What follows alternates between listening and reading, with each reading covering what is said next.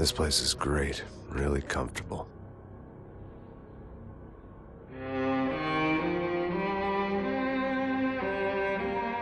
I'm just gonna get settled in.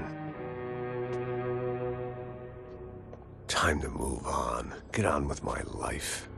Yes, absolutely.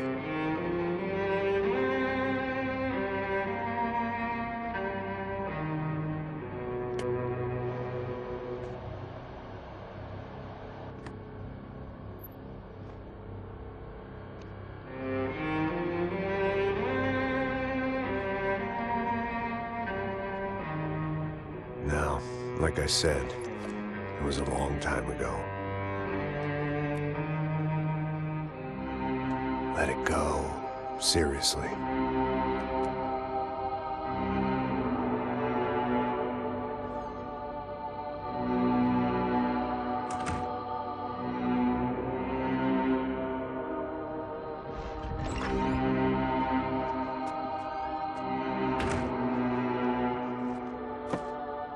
Definitely more my style than Panama, or Hoboken, I guess. No, if I'm honest, I just got kind of bored of boozing. I mean, once in a while, but not all the time. You're right, it wasn't doing me any favors. Maybe I'd lost my self-respect, but it's back. I'm excited, really. I really needed a new start.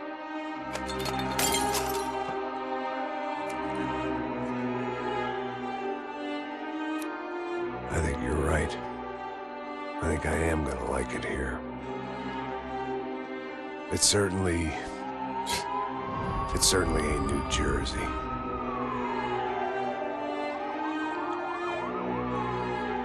It's my new life, just like you said.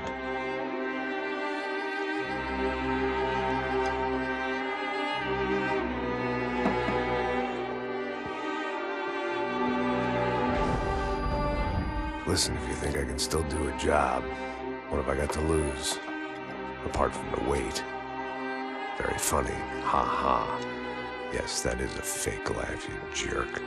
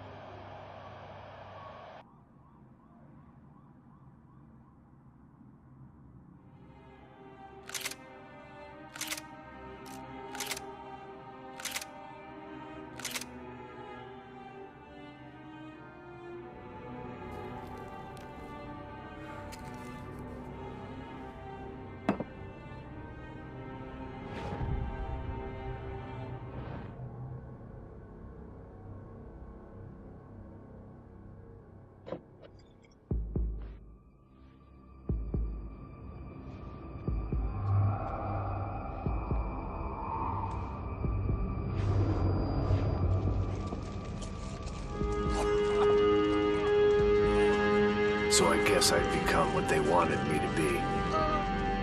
A killer. Some rent-a-clown with a gun who puts holes in other bad guys. Well, that's what they had paid for, so in the end, that's what they got. Say what you want about Americans, but we understand capitalism. You buy yourself a product and you get what you pay for. And these chumps had paid for some angry gringo without the sensibilities to know right from wrong. Here I was, about to execute this poor bastard like some dime store angel of death. And I realized they were correct. I wouldn't know right from wrong if one of them was helping the poor and the other was banging my sister.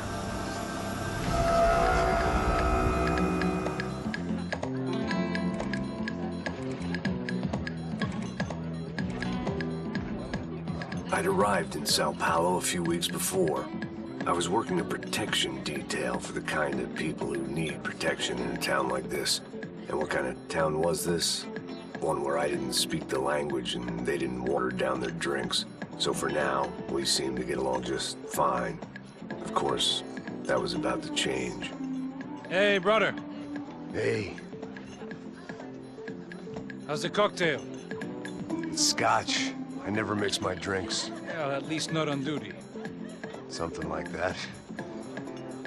Man, that favela is big. Yep. Nothing like the view of extreme poverty to make a penthouse cocktail party really swing. I guess they call it trickle-down economics. That's funny. It's supposed to be a charity thing. Drink and give money. I don't know, something for the kids. Hey, listen, man. We better look lively. This place is a nightmare. They just got cowboys running security downstairs, and something rotten in the air. That didn't mean much. There was always something rotten in the air. The family we were protecting were local celebrities, rich parasites with delusions of humanity. The kind of people who end up in glossy magazines or body bags, depending on how their luck runs. So where are they all? I see Rodrigo over there talking to that guy. Yeah, I don't know him. That guy next to him. He's some kind of cop. I think, I'm not sure. Serious, though. Big end cop, anti-gang sort of thing. I can't remember his name. So who's this guy? That guy's a plastic surgeon or some kind of surgeon. Tummy tucks and cock implants. Look at Marcel. Still dances like a fool. Guess that's what a European education and a coke habit will do for Ricky Martin look-alike. That's very funny, Max. Oh, excuse me.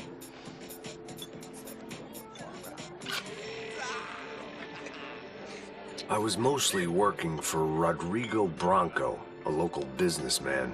Built things, did some charity, had things named after him, won awards, owned things, people. One of the trophies he had won was his wife, Fabiana. She was hot and wanted to be dangerous. Some good genes trying to fight their way out of a cesspit. She'd married well and was now at leisure to regret her good fortune. They got along as well as any rich workaholic and his younger airhead wife tend to get along. They mostly ignored each other. She spent a lot of time with his cokehead younger brother, Marcello. He was a good-time guy if your idea of a good time was an expensive suit, a bottle of champagne, and nothing between the ears. The middle brother, Victor, had just walked in. He was a local politician. Guy was smoother than an oil slick on an iceberg and about as toxic. The rest of the crowd, I didn't know, but I could imagine the types. People who know if they drink enough, they won't have to feel guilty about their good fortune. Suddenly, things turned real ugly. Felt like our hangovers arrived right on cue.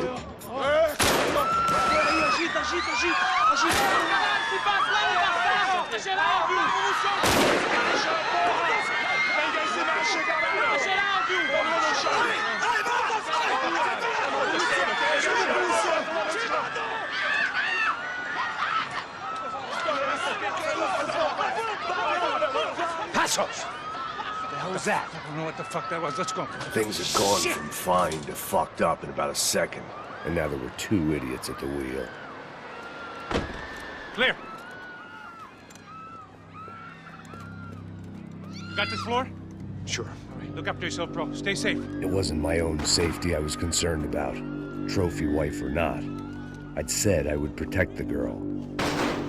I hoped I hadn't lost my edge, along with everything else. It was time to choose, a nasty fall or a bullet to the head.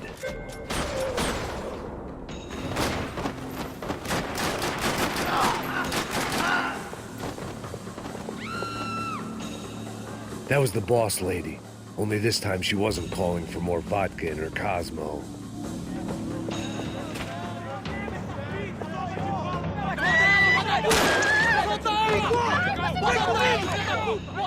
Ah, don't be stupid! Don't be stupid! Let her go! Let her go! Come on! It might have been stupidity or drunkenness, or maybe both. But before I knew it, I was back taking insane risks, trying to save fallen women.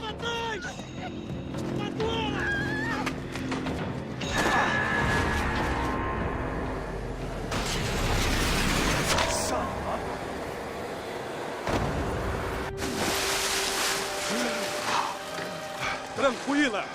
Tranquila! Nós cuidamos disso. Nice work!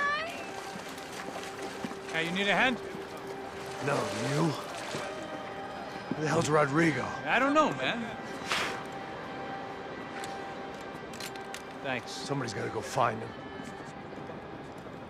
Está tudo sob controle agora. Fica tranquila.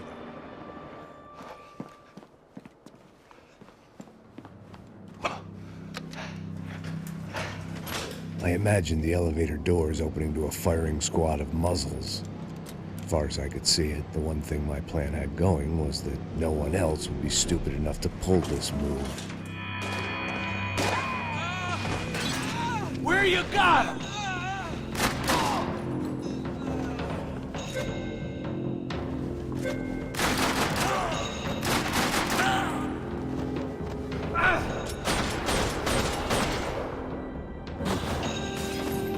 I'd done them enough favors. I didn't need to give them more of a head start.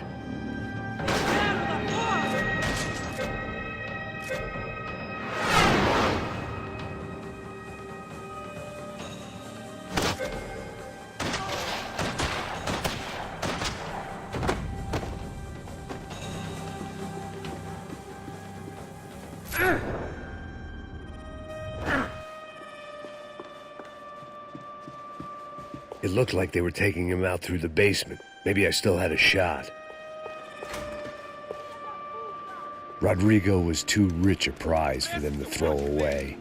Sure, I'd have to work hard to get him back, but I knew the bad guys would want the boss alive almost as much as I did.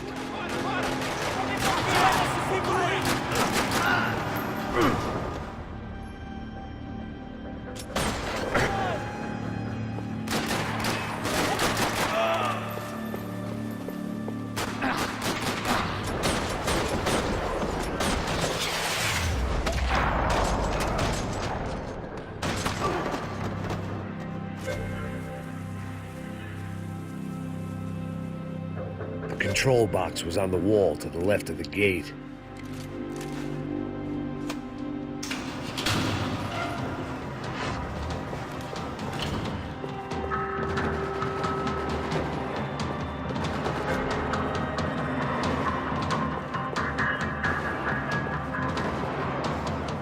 Another parking lot rattling with gunfire.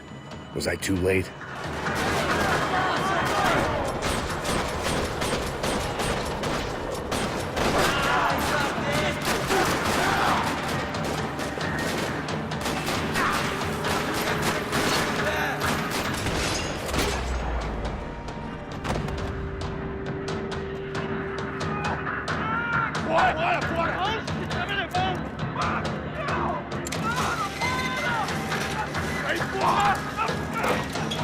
Rodrigo!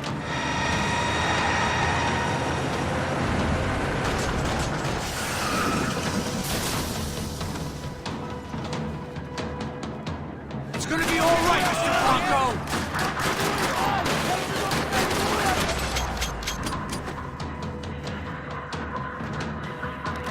Mr. Bronco!